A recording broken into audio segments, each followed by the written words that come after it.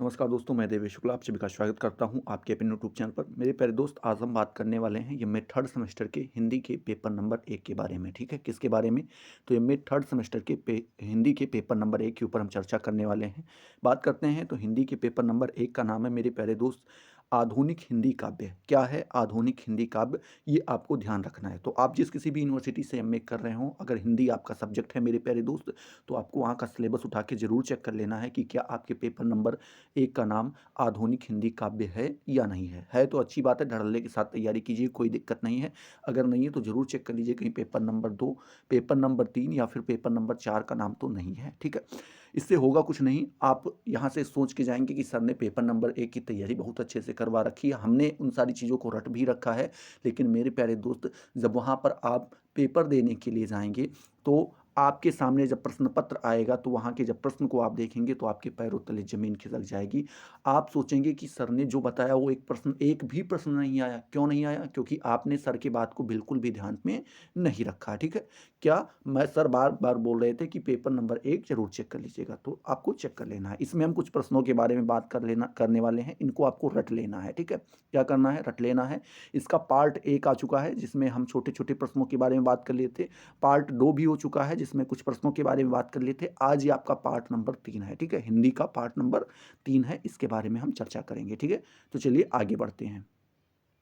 जी, यहाँ इस प्रश्न तक हम लोगों ने देख लिया था। अब इस प्रश्न के बारे में बात करेंगे। ये प्रश्न पूछ रहा है कि नागार्जुन के प्रकृति प्रेम पर टिप्पणी कीजिए। मतलब नागार्जुन का जो प्रकृति के प्रति प्रेम था उसके बारे में आपको यहाँ पर व्यक्त करना है, और हो सके तो थोड़ी बहुत जो है क्या करें आप एग्जाम्पल्स उठाकर जरूर दे दीजिएगा। ठीक है, तो चलिए देखते हैं। आपको यहाँ पर लिखना होगा कि नागार्जुन के काव्य में प्रकृति व्यापकता, क्या मेरे प्यारे दोस्त, प्रकृति व्यापकता के साथ निरूपित हुई है। मतलब कह रहे हैं जो उनका काव्य है, जब आप उसको पढ़ेंगे तो उसमें जो है प्रकृति का एक व्यापक मतलब बहुत बड़ा क्षेत्र आपको दिखाई पड़ेगा जिसके तरफ इनका झुकाव जाता रहा है। ठीक है, मतलब काफ़ी ज़्यादा प्रकृति प्रेमी रहे हैं ये। आगे आपको लिखना होगा कि उनके प्रकृति चित्रण में रागात्मकता के प्रमुख रूप से मुखरित हुई है। मतलब बता रहे हैं कि अगर उनके हम प्रकृति चित्रण के बारे में देखें तो उसमें रागात्मकता मतलब कि गुनगुनाते हुए, एक तरीके से आप कह सकते हैं, उन चीज़ों को बहुत खुशहाली के साथ इन्होंने हमारे सामने प्रस्तुत किया है। ठीक है, क्या कहते हैं, मुख्य रूप से मुखरित हुई मतलब हमारे सामने प्रस्तुत किया है।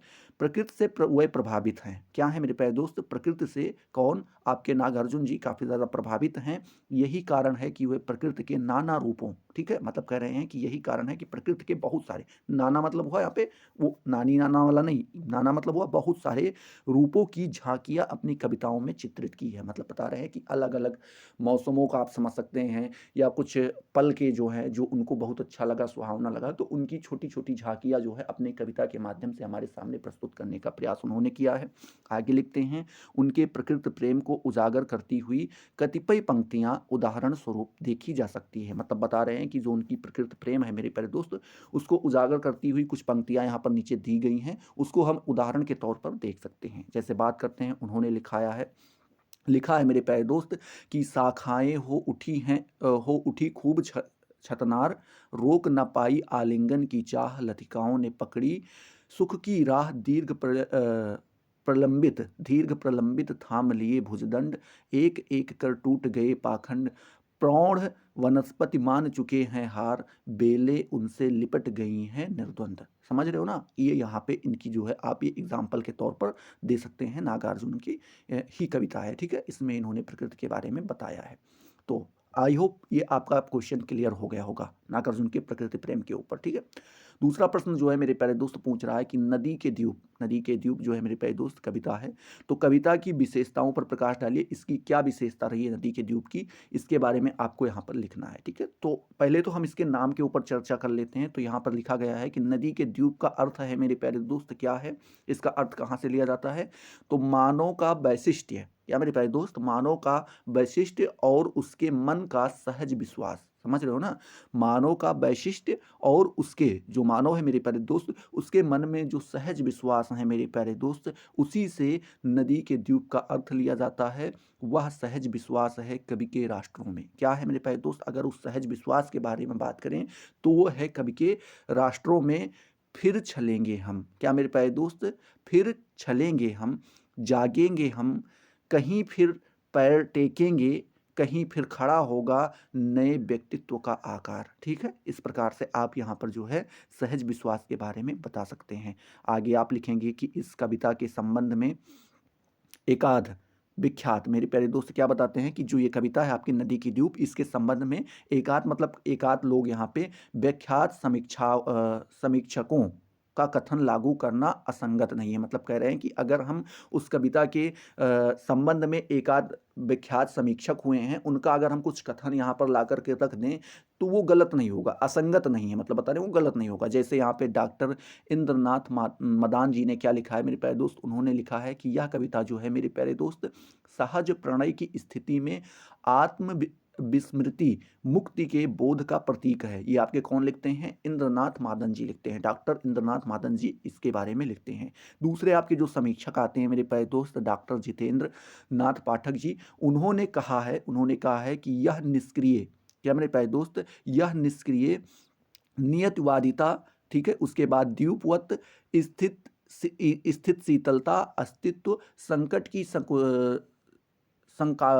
संकाकुलता, ठीक है, उसके बाद जनजीवन के संकुल वेग में अपना पार्श्व बनाए रखने का मोह, अज्ञेय के अहमवाद की वह परिस्थितियां हैं। ठीक है, तो इस प्रकार से ये आपके कौन लिखते हैं? आपके ये लिखते हैं डॉक्टर जितेंद्र नाथ पाठक जी लिखते हैं। और आगे भी लिखते हैं कि जो सामूहिक विकास की धाराओं के विपरीत नहीं है, बल्कि उनके व्यक्तित्व की पूर्व परिचय दीप्ति को भी मंद करती है। ठीक है, तो ये आपके कौन लिख देते हैं? ये आपके यहाँ पर डॉक्टर जितेंद्र नाथ पाठक जी लिख देते हैं। ठीक है, इसको आपको यहाँ पे ध्यान में रखना है। आगे आपको लिखना होगा कि मुक्ति के बोध, मेरे प्यारे दोस्त, मुक्ति के बोध की कामना, सीमाहीन खुलेपन की तलाश का यह बिंदु ही नैसर्गिक प्रेम भावना को विकसित करता है।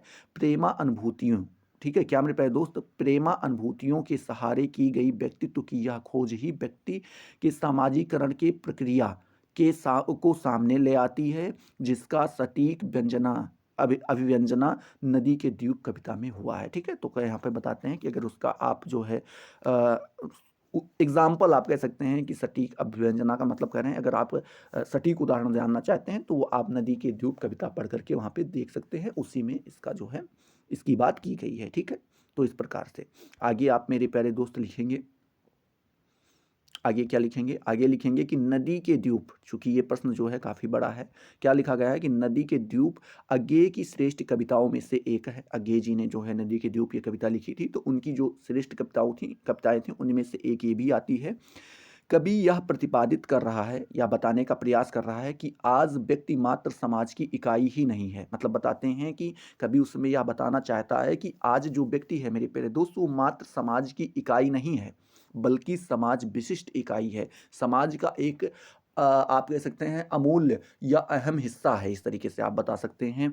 वह समाज से जुड़कर भी अपनी असी अस्मिता लिए हुए, मतलब कह रहे हैं कि वो समाज से जुड़कर भी क्या किए हुए, अपनी अस्मिता लिए हुए अपना यापन कर रहा है। अज्ञेय का जोर इस बात पर है कि व्यक्ति नदी का द्वीप है।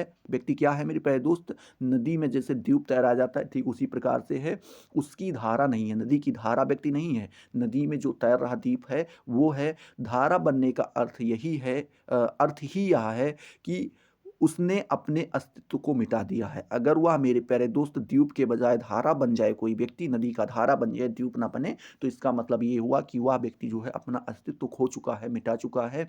नदी जो है मेरे प्यारे दोस्त समष्टि चेतना है। नदी क्या है? समष्टि चेतना है। और द्वीप व्यष्टि चेतना है। द्वीप क्या है मेरे प्यारे दोस्त? व्यष्टि चेतना है। आगे लिखते हैं, हम नहीं कहते हैं कि हमको छोड़कर स्रोतस्विनी बह जाए। मतलब बता रहे हैं कि हम ये नहीं चाहते कि हमको छोड़कर जो स्रोतस्विनी है मेरे प्यारे दोस्त वो बह जाए। धारा समर्पण है जिसका कोई स्वतंत्र अस्तित्व नहीं है। मतलब क्या कहते हैं कि धारा क्या है? वो समर्पण है, उसका कोई स्वतंत्र अस्तित्व नहीं है, उसका अपना कोई अस्तित्व नहीं है स्वतंत्र रूप से। लिखते हैं कि स्रोतस्विनी के स्रोतरश्मि के प्रवाह में पढ़कर व्यक्ति अपना पार्थक्य खो देता है। मतलब बता रहे हैं कि जो स्रोतरश्मि है मेरे प्यारे दोस्त, उसके प्रवाह में जब व्यक्ति पढ़ता है तो अपना पार्थक्य क्या क्या कर देता है मेरे प्यारे दोस्त? खो देता है। और यह कवि को मंजूर नहीं है, यह कवि को मंजूर नहीं है, क्योंकि बहना रेत होता है। क्या होता है मेरे प्यारे दोस्त? बहना जो होता है वो रेत होता है। द्वीप का फूल व्यक्ति का बाहरी व्यक्तित्व को समाज में निर्मित होता है। मतलब कह रहे हैं जो द्वीप का फूल होता है मेरे प्यारे दोस्त, वो व्यक्ति का बाहरी व्यक्तित्व, व्यक्ति का जो कोई भी व्यक्ति है उसका जो बाहरी व्यक्तित्व है तो समाज से ही निर्मित होता है। वो कहाँ से निर्मित होता है उसका व्यक्तित्व? वो समाज से ही निर्मित होता है। चेतना का कलुषित हो जाना इस बात को सूचित करता है कि चेतना पर नई कलुष्य की परतें उसे अनुपयोगी ही बनाती हैं। ठीक है, यहाँ पर क्या बताते हैं? अगर चेतना कलुषित हो जाए मेरे प्यारे दोस्त, तो इस बात की सूचना हमें वहाँ पे मिल जाती है, या ये बात वो सूचित करना चाहता है कि जो चेतना है मेरे प्यारे दोस्त, उस पर नई कलुष्य की परतें क्या हो गई मेरे प्यारे दोस्त?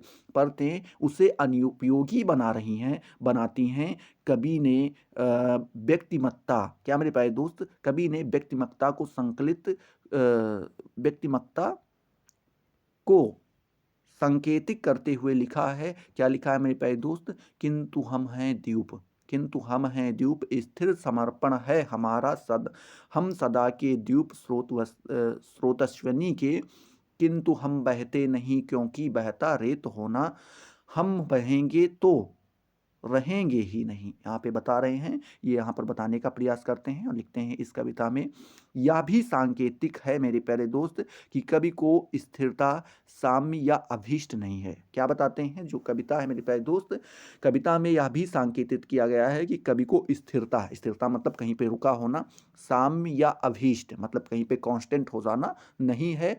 कर्मनाशा, क्या मेरे प्यारे दोस्त? कर्मनाशा, निकीर्तिनाशा या कला प्रवाहिनी भी बन जाए, ठीक है, तो यह भी स्वीकार है नदी के द्वीप में।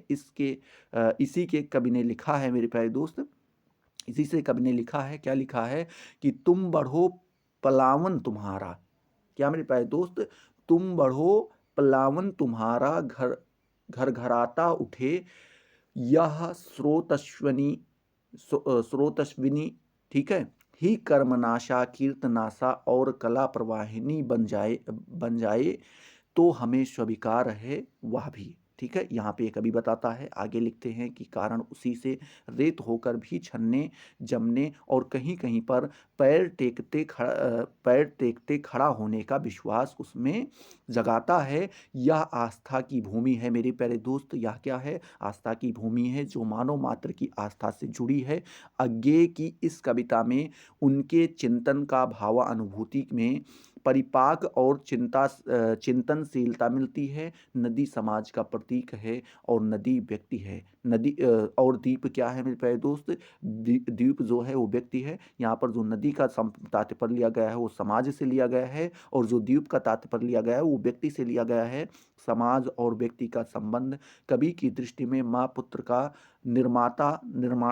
निर्माता और निर्माण का होता है मेरे प्यारे दोस्त। आगे कवि कहता है कि समाज में आए परिवर्तनों के साथ व्यक्ति का भी अपने व्यक्तित्व में परिवर्तन करना चाहिए। समाज ही व्यक्ति को देश से बांधता है। समाज परिवर्तनशील है और आए हुए परिवर्तन में व्यक्ति को मांझकर मंझकर संस्कार देकर नया व्यक्तित्व प्रदान करता है। अंत में हम कह सकते हैं कि नदी के द्वीप की विशेषता यह है कि नदी समाज का प्रतीक है और जो द्वीप है मेरे प्यारे दोस्त वो व्यक्ति का प्रतीक है। इस प्रकार से आप इसके बारे में बता सकते हैं। ठीक है, चलिए, आई होप ये भी आपका यहाँ पे क्लियर हो गया होगा। अगला प्रश्न पूछ रहा है कि सिंदूर तिलकित, क्या मेरे प्यारे दोस्त? सिंदूर तिलकित भाल पर टिप्पणी आपको यहाँ पर लिखना है। तो मेरे प्यारे दोस्त आप लिखेंगे नागार्जुन धरती के अनूठे गायक हैं। क्या है मेरे प्यारे दोस्त? इस धरती के एक अनूठे गायक हैं जो अपने स्वर को खेत खलिहान तथा किसान मजदूर तक ले जाने के आकांक्षी हैं। आगे लिखते हैं उनकी कविताओं में प्रगतिशीलता और प्रयोगशीलता दोनों विद्यमान हैं। उन्होंने काव्य और उपन्यास दोनों साहित्यिक विधाओं में मेरे प्यारे दोस्त, दोनों साहित्यिक विधाओं में ख्याति अर्जित की है। नागार्जुन जनता के कवि हैं, जनता के सुख दुख के गायक हैं। उनकी प्रसिद्ध कविता सिंदूर तिलकित भाल एक ऐसी कविता है जिसमें मानव जीवन के साथ कवि के तादात्म्य स्थापित किया है। ठीक है, लिखते हैं आगे कि उनकी इस कविता के शीर्षक का तात्पर्य है वह शीश जिस पर सिंदूर की रेखा चढ़ी हुई हो। नागार्जुन कि इस कविता की विशेषताएं निम्नलिखित हैं। इसमें जो पहली विशेषता आती है वो आ जाती है मेरे प्यारे दोस्त, अतीत के प्रति उनका अनुराग। अतीत के प्रति उनका अनुराग, ये पहली विशेषता आ जाती है। इसमें मेरे प्यारे दोस्त लिखा गया है कि नागार्जुन की कविता सिंदूर तिलकित भाल में कवि का अतीत के प्रति अनुराग एवं स्नेह है। बिहार के ग्राम्य अंचल, क्या मेरे प्यारे दोस्त, बिहार के ग्राम अंचल में जन्मे और पले हुए नागार्जुन ने अपने अतीत की स्मृतियों को इस कविता में अधिक सजीवता के साथ चित्रण किया है। वे परिस्थितियों के कारण वियोग में व्यथित हुए हृदय को समझाने का प्रयास करते हैं। दुख के क्षणों में अपने अतीत की याद उन्हें आती है मेरे प्यारे दोस्त, और लिखते हैं कि कवि की प्रारंभिक पंक्तियों में कवि इनकी अपनी हृदयगत अनुभूति अभिव्यक्त हुई है। जैसे यहाँ पर हम एग्जाम्पल के तौर पर देख सकते हैं, उन्होंने लिखा है कि यहाँ स्मृतियाँ विस्मृतियाँ के सभी के स्थान, तभी तो तुम याद आती प्राण। ठीक है, हो गया हूँ मैं नहीं पाषाण, याद आते स्वजन जिनके स्नेह में भीगी अमृतमय आँख स्मृत विहंग की कभी थकने न देंगी पाँख। ठीक है, तो इस प्रकार से आप यहाँ पर देख सकते हैं। दूसरी विशेषता जो उनकी आती है वो आती है मेरे प्यारे दोस्त, उद्दत्ता प्रेम का निरूपण। क्या? उदात्त प्रेम का निरूपण। क्या है? उदात्त प्रेम का निरूपण, ये दूसरी विशेषता आ जाती है। इसमें लिखते हैं कि नागार्जुन की कविता सिंदूर तिलकित भाल में प्रेम ना तो रोमांस की तरह है और ना उसकी अभिव्यक्ति रीतवादी शैली में हुई है। ठीक है, मतलब वो ना तो वहाँ पे आपको ज़्यादा रोमांस देखने को मिलेगा और ना ही आपको यहाँ पे रीतवादी शैली देखने को मिलेगी। इनकी कविता में बीच बीच में प्रेम की सहज अभिव्यक्तियाँ हैं।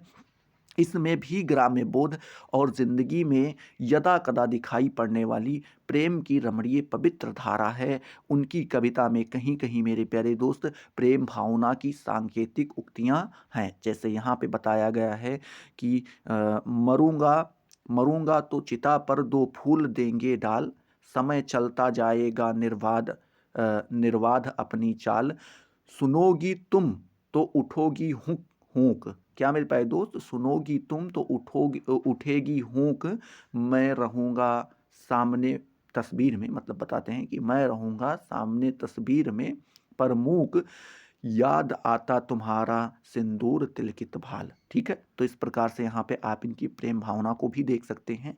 तीसरी जो इनकी विशेषता आ जाती है वो आ जाती है मेरे प्यारे दोस्त, प्रतीकात्मकता जो है, ये इनकी तीसरी विशेषता है। इन्होंने प्रतीकात्मकता मतलब प्रतीक आत्मक शैली का प्रयोग किया है। लिखते हैं कि इस कविता में कवि ने प्रतीकों का भी प्रयोग किया है मेरे प्यारे दोस्त, पर इससे कविता में अभिव्यंजना शक्ति का उत्तरोत्तर विकास ही हुआ है और दुर्हता नहीं आने पाई है। जिसमें सिंदूर भारतीय संस्कृति का एक विशिष्ट प्रतीक है, जो किसी नारी के किसी पुरुष के प्रति समर्पित हो जाने का परम पवित्र चिन्ह माना जाता है। प्रतीक प्रयोग के युक्त निम्न पंक्तियां उल्लेखनीय हैं, यहाँ पर बताई गई हैं। जो बोलता है मेरे प्यारे दोस्त, क्या बोलता है कि घोर निर्जन में परिस्थिति में दिया है डाल, याद आता है तुम्हारा सिंदूर तिलकित भाल। ठीक है, तो ये आप यहाँ पर जो है तीन विशेषताएं उनकी बता सकते हैं। चौथी विशेषता जो मेरे प्यारे दोस्त आती है वो आती है कि ग्रामीण जीवन का सहज निरूपण। नागार्जुन ने अपनी इस कविता में ग्राम्य जीवन का इतना सहज और स्वाभाविक चित्रण किया है कि मन बरबस ही गांव के उस स्थान का विहार करने लगता है मेरे प्यारे दोस्त। मतलब आप उसको पढ़ेंगे तो आपको ऐसा लगेगा कि आप उस गांव में घूम ही रहे हैं।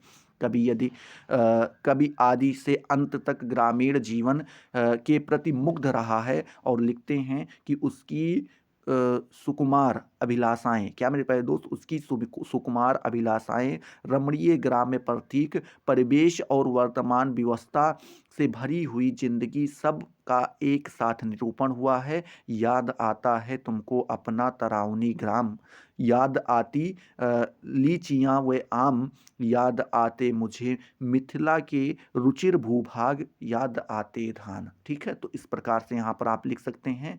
यह कविता भाव प्रधान मेरे प्यारे दोस्त होते हुए विचार प्रधान भी है, कहीं कहीं कभी अत्यंत गंभीर होकर के विचार मग्न हो गया है। देखिए यह पंक्तियां यहाँ पर आप देख सकते हैं। जैसे बताते हैं कि उसमें लिखा है कि मैं ना साधारण सचेतन जंतु, मैं न साधारण सचेतन जिन जंतु, यहाँ हाँ ना किंतु और परंतु हाँ यहाँ हर्ष विषाद, यहाँ हर्ष विषाद चिंता क्रोध, यहाँ है सुख दुख का अवबोध। ठीक है, तो इस प्रकार से जो है आप यहाँ पर ये भी बता सकते हैं। पांचवी जो विशेषता इनकी कविता में देखने को मिलती है वो देखने को मिलती है मेरे प्यारे दोस्त, लयात्मकता। ठीक है, लयात्मकता मतलब ये आप कह सकते हैं रैम रिदम, जो इंग्लिश में कहा जाता है, एक सुर। लिखते हैं नागार्जुन की इस कविता में लय और तुक का इस प्रकार तुक का किसी सीमा तक अधिक निर्वाह हुआ है, जबकि नई काव्यधारा में इसके प्रति उपेक्षा का भाव पाया जाता है। अपनी लोक राग के कारण नागार्जुन इसे छोड़ नहीं पाए। कुल मिलाकर वे अपने लयवाद में दिनकर से अधिक प्रभावित प्रतीक होते हैं। मतलब कह रहे हैं जो उनका लयवाद देखने को मिलता है, इससे ये लगता है कि ये दिनकर जी से जो है क्या है, काफ़ी ज़्यादा प्रभावित हैं। उन्होंने लिखा है, जो आपके नागार्जुन जी हैं, उन्होंने लिखा है कि घोर निर्जन में परिस्थिति ने दिया है ढाल, याद आता है तुम्हारा सिंदूर तिलकित भाल। कौन है यह व्यक्ति जिसको चाहिए न समाज, कौन है वह एक जिसको नहीं पड़ा दूसरे से काज। ठीक है, तो इस प्रकार से आप देख सकते हैं डाल भाल समाज काज, तो इन्होंने अपना यहाँ पे रैम रिदम मिलाने का प्रयास किया है।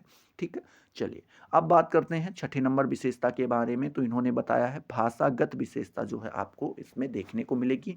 इसमें बताते हैं कि सिंदूर तिलकित भाल की भाषा में यद्यपि विविधता के दर्शन होते हैं, किंतु वह कहीं भी अस्वाभाविक नहीं होने पाई है और ना ही इसके प्रभाव में कमी आने पाई है। मेरे प्यारे दोस्त, इस कविता में नागार्जुन की भाषा का परिमार्जित और तत्सम रूप दिखाई पड़ता है। ठीक है, आगे लिखेंगे, इसमें कुछ एग्जाम्पल लिख सकते हैं, जैसे याद आते हुए बन रेणु नीलिमा। ठीक है, क्या याद आते हुए बन वेणु नीलिमा के निलय अति अभिराम, धन्य वे जिसके मृदुलतम अंक हुए मेरे लिए पर्यंक। ठीक है, तो इस प्रकार से आप यहाँ पर बता सकते हैं। लिखते हैं अतएव कहा जा सकता है कि इस रचना की अभिभूति में मधुर्य ललित्य, क्या मेरे प्यारे दोस्त, जो अनुभूतियां हैं मेरे प्यारे दोस्त, उसमें मधुर्य ललित्य और कोमलता है। सधी हुई भाषा का प्रवाह इस कविता में दृष्टिगत होता है। नई कविता की जितनी विशेषताएं होती हैं वे सभी इस कविता में विद्यमान हैं। कवि का लोक संस्कृति का भी मेरे प्यारे दोस्त अच्छा ज्ञान है। यह बात इस कविता से स्पष्ट है। अपने ऐश्वर्य की मधुर भावनाओं की अभिव्यक्ति तो बहुत कवियों ने की है, किंतु अपनी विशेषताओं का समस्याओं से अंकन में नागार्जुन बिरले हैं। ठीक है, तो इस प्रकार से आप यहाँ पर लिख सकते हैं। तो जो है वीडियो देखते हैं, जो है 23 मिनट का लगभग बन चुका है। वीडियो काफ़ी ज़्यादा लंबा हो जाएगा। 22-23 मिनट के बाद आप वीडियो देखना भी नहीं चाहते हैं तो इतना जो है बना दिया गया है। अगला वीडियो जो है आपका नेक्स्ट आ जाएगा। थोड़ा बहुत अगर मान लो ना समझ में आया हो तो एक से दो बार आप वीडियो को देखेंगे तो समझ में आ जाएगा। बाकी ये PDF पाना चाहते हैं तो नीचे टेलीग्राम ग्रुप दिया हुआ है, वहाँ से जाके आप इनको ज्वाइन कर सकते हैं। ठीक है, तो चलिए अगले वीडियो में मिलते हैं नए जोश नए टॉपिक के साथ। तब तक के लिए जय हिंद, जय भारत।